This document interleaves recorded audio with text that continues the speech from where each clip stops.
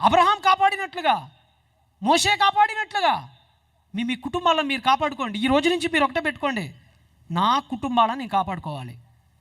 నా ఇంట్లో నాకు తెలిసిన వాళ్ళని, నా బంధువుల్లో మాట వినేవాళ్ళని కాపాడుకోవాలంటే వాళ్ళ ఎడలను ఎంత బాగా ప్రవర్తించాలో ఆలోచించుకో. మరి సరదా మాటలు, సరసపు మాటలు, పోకిరి మాట్లాడుకుంటా అలా ఎదురు తిరిగి వాక్యం చెప్తే ఎవడంటాడు? ఎవ్వడండి.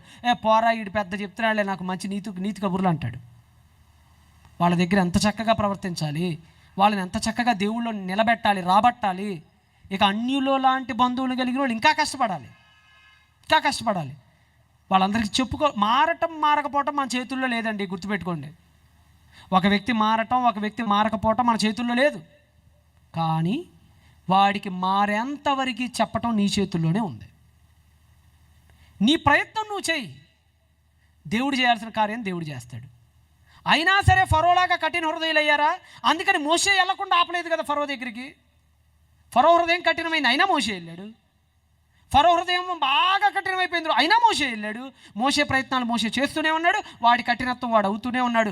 దేవుడు మోషేకి ఇవ్వాల్సిన ఫలం ఇచ్చాడు, వాడికి ఇవ్వాల్సిన శిక్ష ఇచ్చాడు. అందుకని మీరు ఎవరిని వదులుకోకండి. మీకు ఈరోజు రాత్రి నేను చెప్పేది ఒకటే,